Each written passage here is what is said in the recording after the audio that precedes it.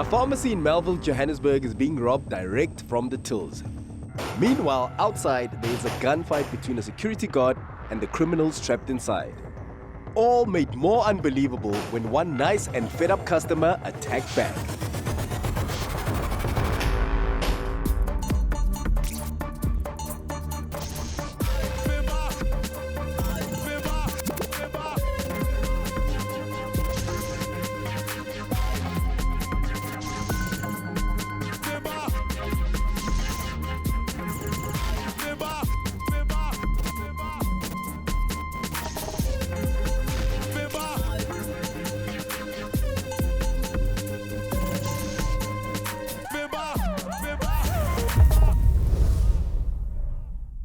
Melville has held a reputation as a buzzing social and art district.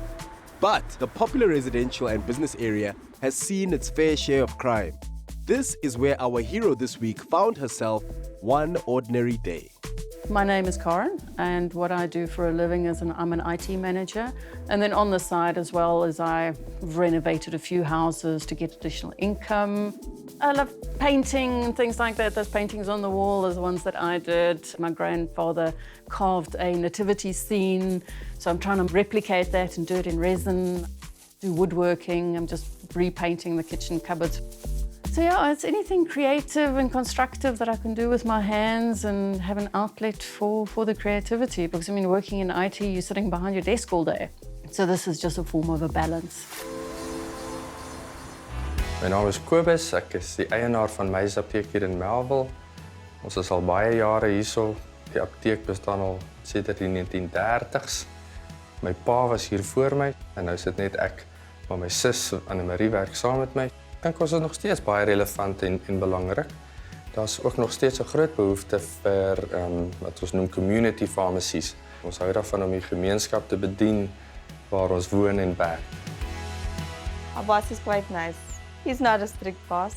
He is very stern, but just talks to us like, "Hey, Papa, sagter met jou stemmetjie." So my name is Shemaine Stone. I've been working at Mace Chemist now for 7 years. I have 2 children. At my workplace, the people genuinely care about each other here at Mace. Almal wat hier werk is al baie jare hierso. Dis 'n familiesaak en ons voel almal soos familie. Dit is regtig lekker. For the staff and customers at May's Pharmacy, it was a normal day. So that morning, the gardener had said he's got flu, he wasn't feeling well, and I drove past May's Chemist. I thought, okay, great, I'm just going to pop in there, get him some medication so that he can get better. Well, I felt sick that day, so I was just thinking, I'm feeling out of place. Thought, okay, no, let me just go and complain. I'm not feeling well with the ladies. But there's this buzz. It's not routine. Everything looks out of place. People are wandering around. Not a lot of people. It was just, everybody was just like busy. Well, it's a pharmacy that I go to whenever I need things. It was quiet, it was a Monday morning, really early in the morning. I went up to the prescription counter. There's a lady behind the counter. I asked for the stuff that I needed. No different to any other day. And as is normal for any convenience business like a chemist, customers come in and out, as can be seen by these COVID-compliant, mask-wearing gents entering the chemist. The security guard that was outside, when he came in, that's when we realized, okay, this is not right. And then the cashier that was serving the guy, she said, Shemaine, put your head down, don't look. The guy in a blue jacket, he looked a bit youngish. I didn't expect him to be a robber. I wasn't very awake that morning, and it took me a while to realize what was happening. Because I was standing in the counter and I'd asked the lady for the medication. She had gone off to get it and then she didn't come back. And then a young guy comes and walks up to me and he says, "Give me money." I'm going, "What?" He says, "Give me your money." And I'm going, "What?" And he said, "No, this is a robbery." And he's got his knife. So I opened up my wallet and I said, you know, "See, this is all I've got." So it had 2 50 Rand notes in there. And he put out his hand to take the money and I closed it and I said, "No, it's mine." I mean, it didn't register that at that early in the morning in a chemist, that you'd be held up and there would be a robbery at a chemist. Good shubile, good tense, good dangerous. And it's still about to get messy, both inside and outside the pharmacy.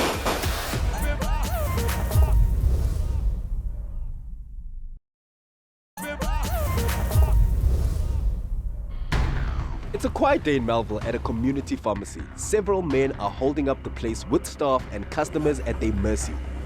Businesses like convenience stores are targets for criminals looking to make a quick buck. Andre Ayton of Beagle Security oversees surveillance and on-the-ground security for businesses in this area and is personally familiar with this particular incident. My name is Andre Ayton. I'm the Managing Director for Beagle Watch Security, and I've been here for 3 years, and I've been in the crime industry or the security sector for the last 30 years. I would say that we are ranking very, very high up in terms of our crime levels in South Africa. Crime is certainly on the increase. Also through COVID, there were different crime trends, either domestic crime, residential properties, business properties, hijackings, kidnappings. These are all factors that we're hearing every day, obviously through being involved in the community every day. And unfortunately, it's not surprising that this isn't the first rodeo with crime for our hero, nor the employee and owner of Maze Pharmacy. Ongelukkig, ons het al, ek dink ons het al 3 of 4 gewapende rooftogte hier by die apteek gehad. Gelukkig, die voriges was jare voor hierdie mees onlangste ene. Just before COVID happened, I was parked at the robot, and the guy walks up, 2 guys walk up to me. The one guy puts a gun through the window and says, you know, give me your money. Money, give me your money. And the other one's putting his hands into the car, and I told him to go away. I wasn't interested. And then I started turning the car because I wanted to get out, and they just walked away. But I think I am probably more in terms of there's a definite streak of stubbornness that's within me that no, I don't want to be pushed around. I live in Vrede Park, just up the road from Auckland Park. It's a bit of a dodgy area. It's known as Fitas. Being from a dodgy area, it has made a difference in the way of how I would respond to crimes. It makes you subconsciously, it's like a norm. You just go on, oh, I was robbed, or this just happened. I'll go on with my day.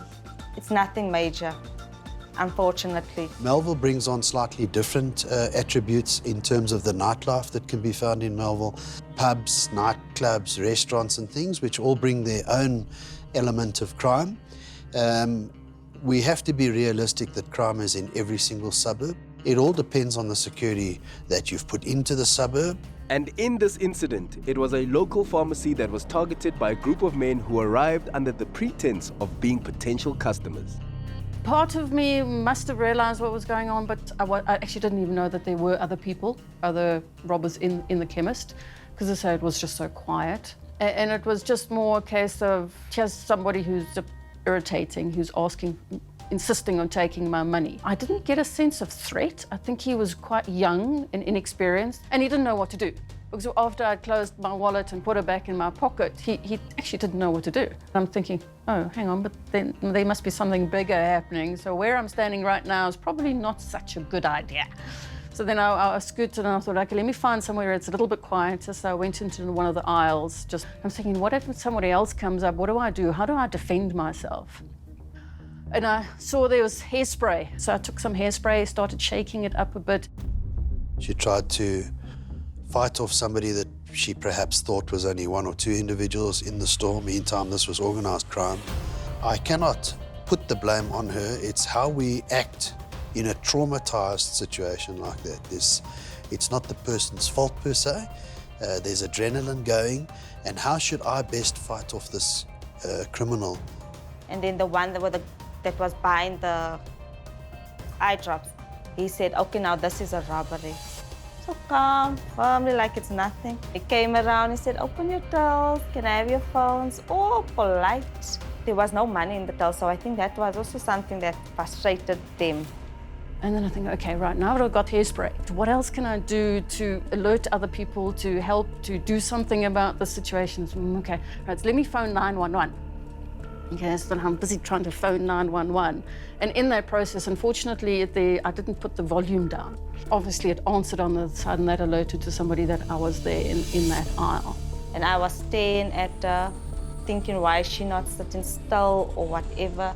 Browsing the aisles like she was still shopping, went to go stand in front of the hairspray aisle. I don't know what she was doing. When they asked her for the phone, all we heard was psst. busy then sprayed, and I'm busy going to him, spraying him with hairspray and to keep him away from me. And then it was like a whole banging and hitting each other. He hit her badly because I saw him kicking her as well. Grabbed my phone and wrestled with me and chucked me on the floor and kicked me in the face. That moment I'm thinking, this woman, she's not being brave, she's being stupid. These people just want the money and the goods and go. To be fighting like this, they can now turn on anyone, start shooting. All of us are getting angry at all of us, or being in a panic mode, thinking what next? I don't want to be a victim. It's mine. I've worked hard for these things, and why? Why should somebody else come and take the stuff that I've worked for? And why should I put up with this? At least then I walk away not feeling, you know, as psychologically scarred because I did what I could.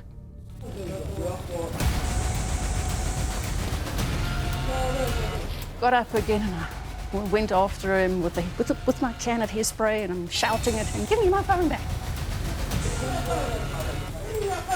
Obviously got so irritated with me that he turned around and threw the phone back at me really hard.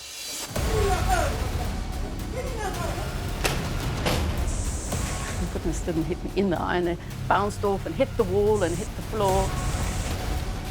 And then probably brought me to my senses, and I'm going, maybe I should just back off now. And that's when the others came from the back with the guns and all that. There was the ones that were robbing us. The others were keeping the others in place at the dispensary. The ones that wanted to get into the safe, I do not know how many of them were at the back of the pharmacy. I was just aware of the ones that were in front of us. Ek het net die apteek oopgesluit, die rekenaars aangesit. Daar was 'n kliëntjie wat my gebel het, hulle wou dringend iets gehad het. Ek het dit gou gaan bestel wat agter in die stoorkamer is. En toe sien ek op my foon wat verbind is met die alarmstelsel dat hier soos moeilikheid en die panic button word herhaaldelik gedruk.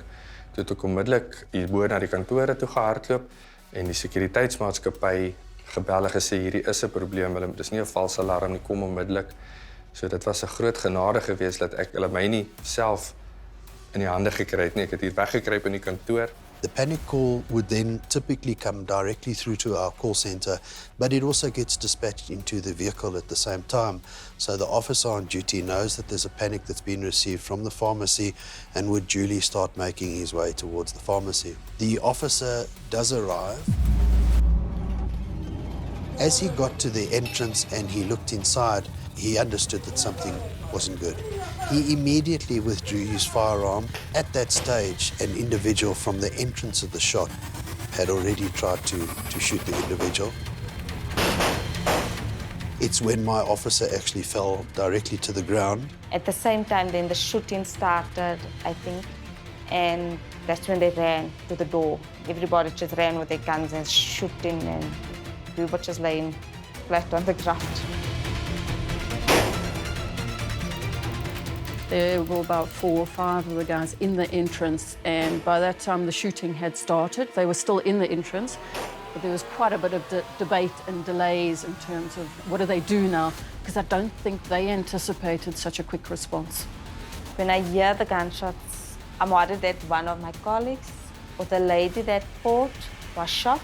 You can feel the impact of that shoot like boom in your body. You can feel the vibration. Dit was 'n vreeslike geskietery. Die hele Melville het dit gehoor. Almal het uitgestorm en kom kyk. Mense wat die rooftog gepleeg het, vreeslik geskiet op die sekuriteitswag wat geweldig gelukkig was om sy lewe te behou, want hulle het hom net gemis 2 maal met baie naby skote wat regtig die grond net langs hom getref het. In terms of the seriousness of the situation started sinking in when I was at the front. After I, scooted down and behind the little display cabinet that I could luckily still see through, and then it was a case of, okay, there are quite a few of these guys. And through almost like the back of my eye, I could see another guy coming up and thinking, okay, this is not serious. I need to be a little bit more sensible in terms of this. At that point, you worry about your life. I just felt like a bit numb, like I have to make peace if something happens to me. At the same time, I'm like, my family is going to suffer, the pain they go through, financially, because we depend on each other, we help each other. And I was like, You should have just stayed at home. We were waiting for it to just be over. When we come back, the price of crime is paid in tears, bloodshed, and the slow death of small businesses.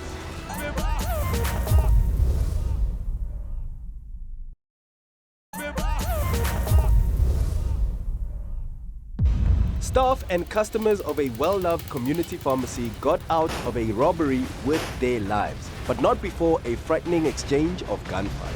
I've reviewed the video footage. There's no less than 15 shots that are fired outside that shop. It must be real traumatizing to the people that were inside. The shootout continued for some time. Eventually, when the shootout kind of subsided a bit, my officer even managed then to escape to the further pole, further back. And it was at that stage where the suspects actually just managed to exit the shop and just run around the corner where the taxi was duly waiting. They ran to the taxi and escaped through the taxi.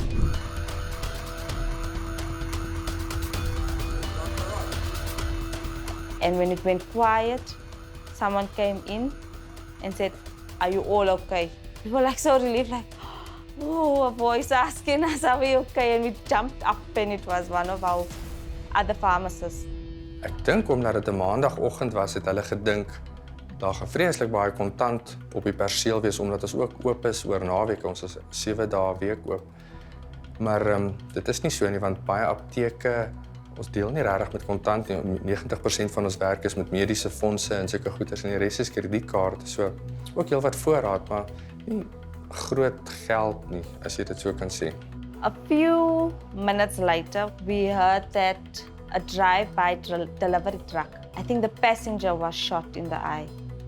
And now the other day, I think in December, he came to us to show, "Hi guys, he's alive." And his eye, he can't see with the eye though, unfortunately. He's the only one that got injured. Ek dink omdat dit 'n taamlike ernstige skietery was die polisie taamlik vinnig hierso. Daar was baie ondersoekers hierso sedertdien. Was daar al 1 of 2 polisiepersoneel hier gewees om weer te kom kyk na beeldmateriaal en so, maar wat vir my teleurstellend is dat daar niks daarna nie. Niks. Daar's nie terugvoer nie. Ek weet nie of die saak nog oop is nie. In terms of when it started trending on social media, and to see myself on thing, I'm going, okay, maybe that's not so sensible. And I realized that I'm going, that was rather stupid. Your life comes first. Let them take whatever possessions that are all replaceable so that you can walk out of here alive. Ek kon nie glo nie dat ek dit binne minute oproepe ontvang uit Kanada en Amerika van familie en vriende wat nou daar bly om te sê, "Jene, wat het gebeur? Is julle alright?" So dit het vreeslik versprei. Dit het my weer eens herinner aan die mag van die media en die sosiale media, nee. For staff and customers, learning to live past this experience was a journey, but they overcame. We did have some counseling. It didn't help much that day because after, I think a month or so afterwards, we had another lady come in to give us counseling, which went better. But I didn't feel safe for that entire day until I went home. Because home is where you're like, no, I am safe. I'm seeing my parents, my children, my niece and nephews. The guys at the chemist had given me some medication because obviously I was starting to feel the effects of the, being thrown on the floor and being kicked. Came home, took the tablets and went to sleep, because it does affect one. Even though you think, I'm fine, I'm strong, it's all good, I've handled it, but it does affect your body. And so I came home and I slept. Ek sê sy is ons hero want sy het hulle aangevat. Sy het nie laat hulle haar foon by haar afvat en haar beursie en goeders nie. Sy het ernstig teruggeveg. Sy is so 'n sterk vrou. I think he's a kick-ass woman. I wouldn't want to get into any battle with her. And I wouldn't say like what she done was wrong, but it was also not right. Seeing that there was other people, but she is fed up with what's happening and she wants to put a stop to it. Whether she's going to do it alone or with supporters, she is trying her best. No, don't be silly. I wasn't the hero. Maybe in some small way showing people, the other people in the store that you can stand up for yourself and not giving away all our power to somebody else, to low-life scum. I think what I would have done differently is not having made myself such a target, but more having lain down on the ground, but still tried to phone, but put the sound down. We are awed by Karen's bravery and attitude, but guys, Zini, do not try this at home. Should you find yourself stuck in a store that is being held up, my man Andre has some level-headed advice for you. If you are a business owner today, you are responsible for the safety of the staff that work on your property. Those staff require training in such a way that if they observe a cell phone on a restaurant table, that they have the ability to come up to you and say, would you mind just putting your cell phone away because you are creating a target here. If I'm in a robbery with 5 or 10 colleagues that work around me, I want to know that my colleagues are applying the same common sense that I am. I'm laying down, I'm taking cover, and I'm not going to resist the criminal to whatever he wants. We could choose that we are not going to withhold any forms of money because we've gone through the training where we must empty the tills, give them what they want. There are panic facilities and buttons on the market that could either be a kick rail for an employee under a counter. Don't expect an employee to be able to grab a set of keys and push the panic because you may not be able to do that. In today's environment, you should be able to push a panic button that gives no display in the shop that's going to put your life at risk. However, it's going to at least call the service provider and know that somebody is coming to my aid. That's where we need to be in society today. We need to teach staff. It needs to be a protocol. It needs to be a safe protocol because let's face it, in a lot of the crimes that we see today, there are lives being lost. Well, folks, I think we can safely say this is the one time that Karen did not have to call the manager. She handled things herself and let her dissatisfaction with the service from these criminals be known. One word of advice. If you find yourself caught in a store robbery, please assume.